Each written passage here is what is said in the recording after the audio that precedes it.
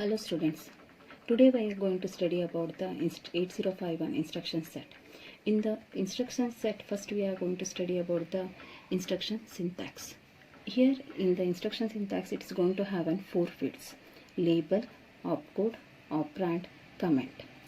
Coming to the label, label is the symbolic representation of an instruction. It specifies the value of the address in which the instruction is stored. Here the label can be combination of up to 8 letters. And another thing we have to know is every instruction is not going to be mentioned by the label. Next, coming to the opcode. It specifies the symbolic representation of an operation. It informs the assembler what action has to be performed. Here the mnemonics move, add, sub. It's going to perform an operation here. Here move is going to perform the copying of the data. Add is going to perform an addition, whereas sub is going to perform an subtraction. Next, coming to the operand. Operand is going to have a symbolic representation where the operation has to be performed.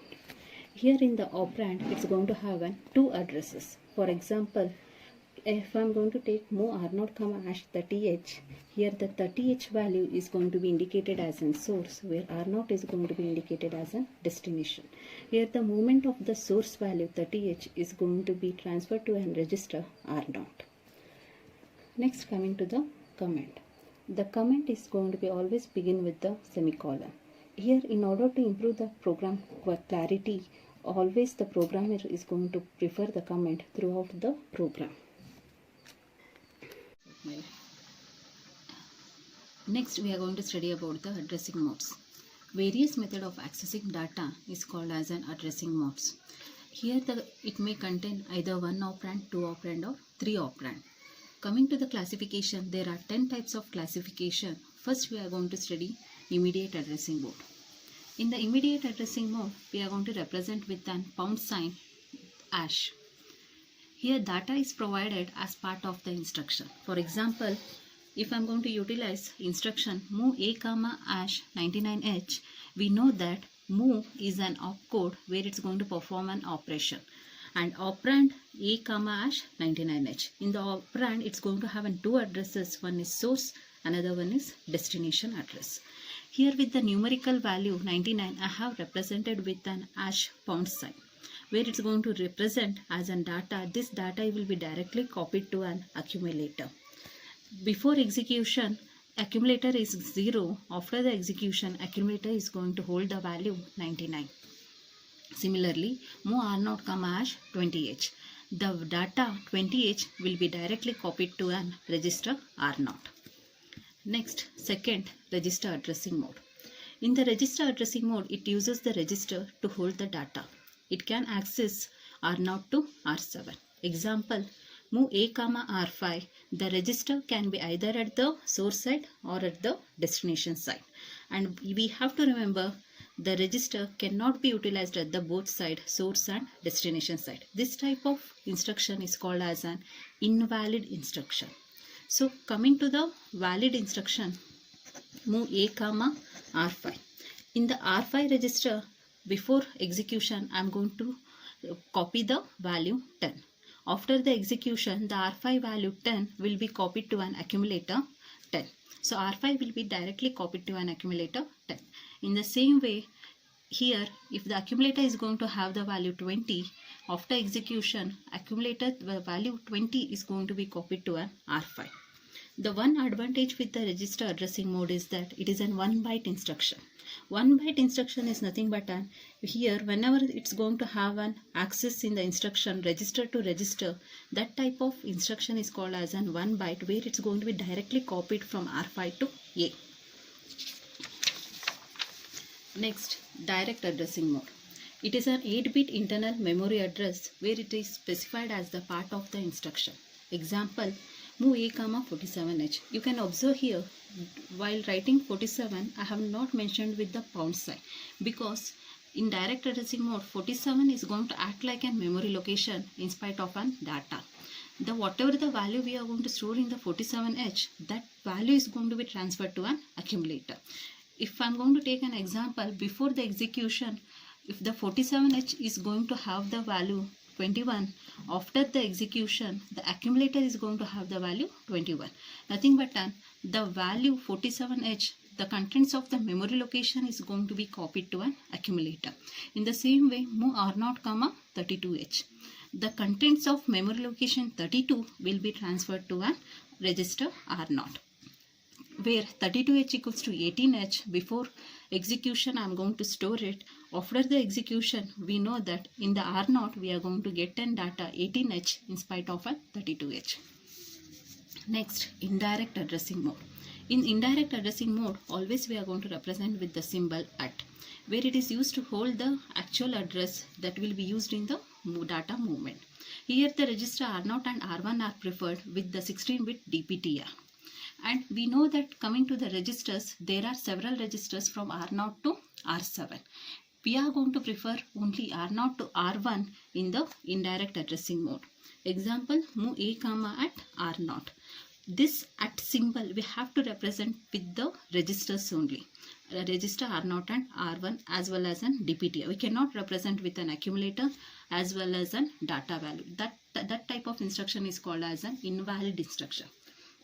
Move R5, at A, move R5, at 25H. It is an invalid instruction. So before execution, if I am going to store the value R0 equals to 30H, the contents of the memory location 30H will be transferred to an accumulator. After the execution, A will be holding the value 21H. In the same way, move X, A, at DPTR. Previously, we have utilized only move. Now we are going to use the move X because DPTR is an 16-bit. So we are going to prefer external memory here, move X, A, at DPTR. The contents of the memory location, the value will be transferred to an accumulator here. Relative addressing mode. In the relative addressing mode, we are going to prefer with the conditional jumps. Coming to the conditional jump, we are going to study in the further video. Here in relative addressing mode is also referred as an offset address. Offset address is nothing but if I am going to take an example, sjump X, this X is a label value here.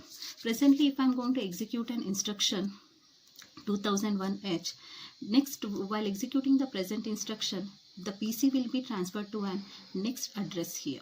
So previous instruction X label value, whatever it is there, that value with the PC present address will be perform an addition in order to get the new address here.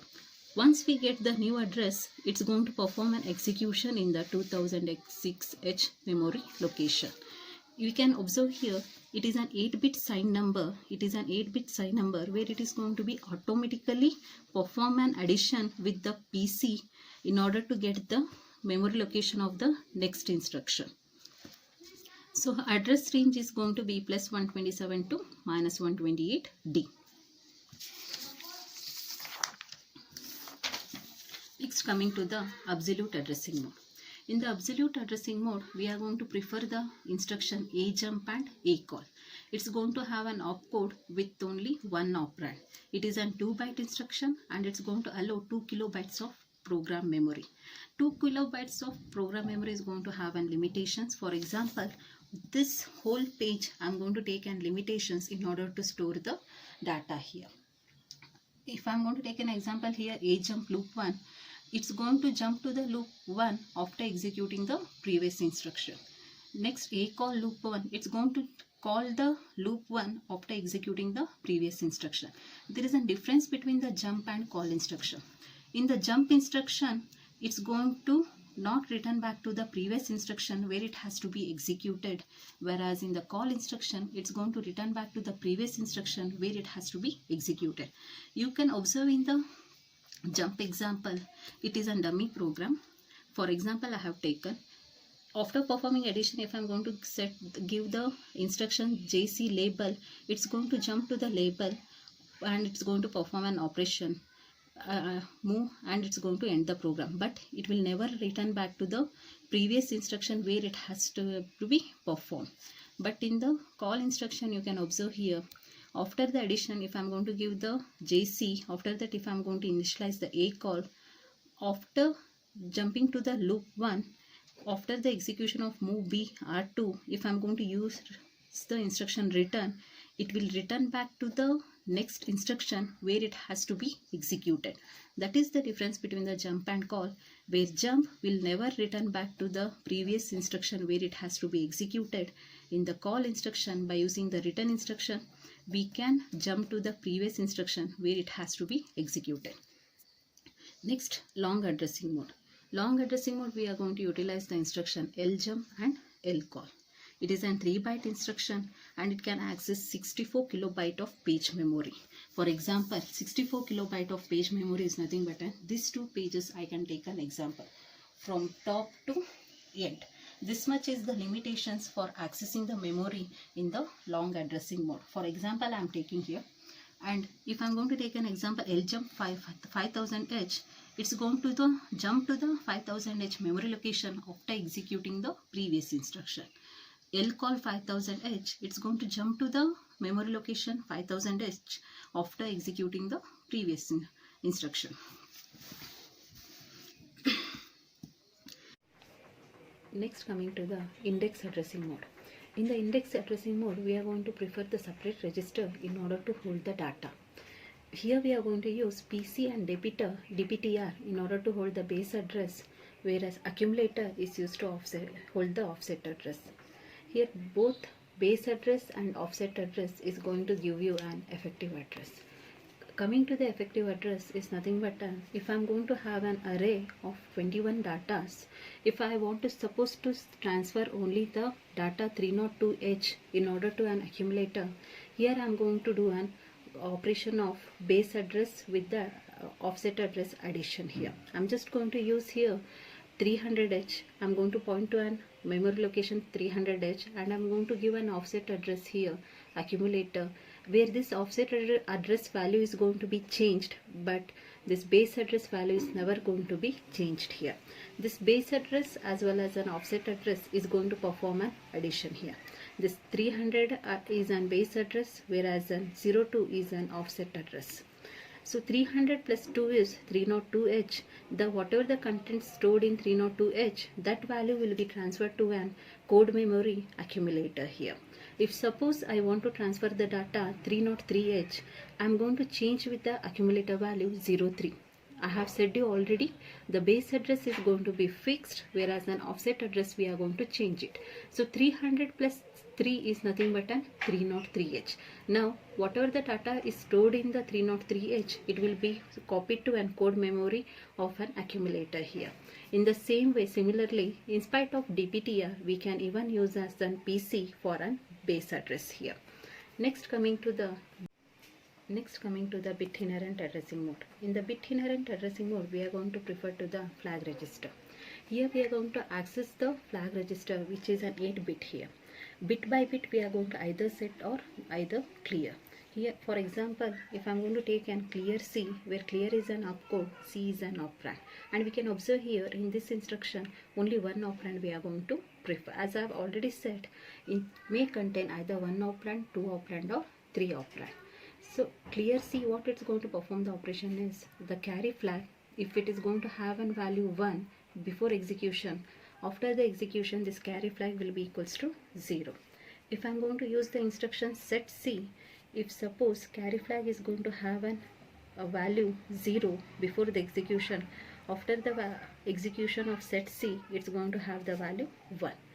In the same way, if I am going to give clear AC auxiliary carry, it's going to clear the auxiliary carry flag. If I am going to give set auxiliary carry, it's going to set the auxiliary carry flag. Next coming to the bit direct addressing mode. In the bit direct addressing mode, we are going to prefer the RAM space from 20H to 2FH, where in this it's going to have an bit address values from 00 to 7FH. Here we are going to access a bit by bit memory location. If suppose I want to clear the bit 07H, I am going to use the instruction CLR07, so that 07H after execution is going to have the value 00. If suppose I want to have a set to the 07H memory location, I am going to use the instruction set B, so that 07 value is going to be 07 memory location is going to be set.